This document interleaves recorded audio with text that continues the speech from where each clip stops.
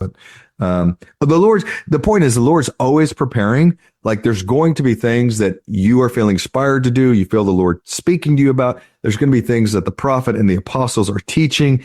And on the surface, it's only going to seem like that inspiration only goes so deep.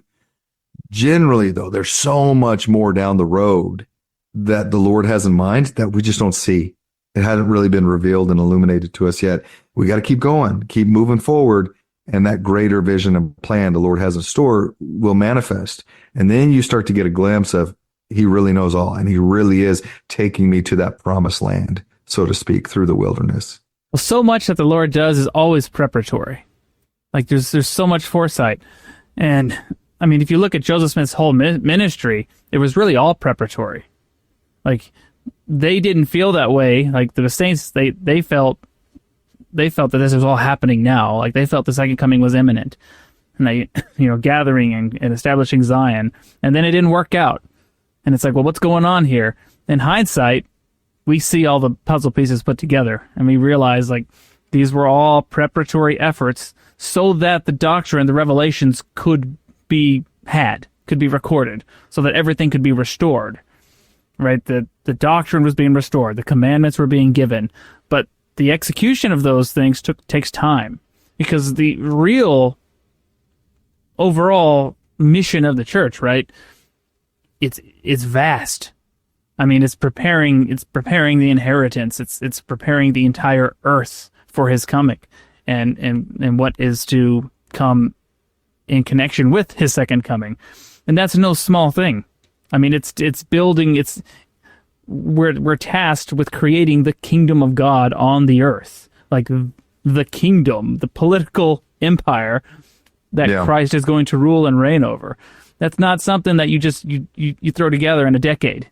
It could never have been. It's a good reminder for us as well.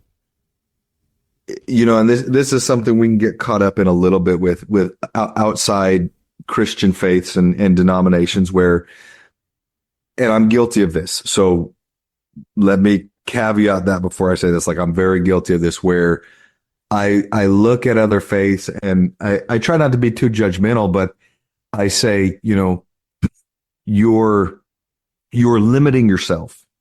You look at certain things in the Bible or in the New Testament in particular, and you interpret those things so narrow, that you're limiting yourself from what the Lord is doing today, what the restoration provides, the additional light and truth and knowledge that he has. And so I find myself, constantly thinking about and kind of pleading internally with other Christian believers, say, like, open yourself up a little bit. Don't get so dogmatic that you close off the Lord from trying to witness and bring additional truth into your life, because you have a particular perspective and belief that it has to be a certain way, right? When really maybe the Lord's preparing you for something greater. Something, and I talk about this with the missionaries all the time, where they're speaking with certain investigators, and part of the process is helping them understand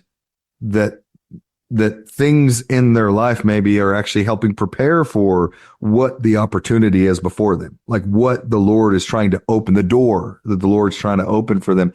But before we get too judgmental of others, like, we have to be careful with that as well, where we can assume the Lord is going to build Zion a certain way.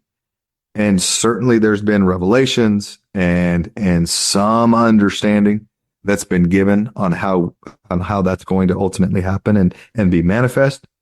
But we shouldn't assume that we fully understand all that the Lord is preparing and how he's going to go about doing that. Thank you for watching. If you found this content spiritually enlightening, please like, comment, and subscribe. Like the gospel, these little things make all the difference, and it helps the algorithm push out better content for everyone to enjoy on YouTube.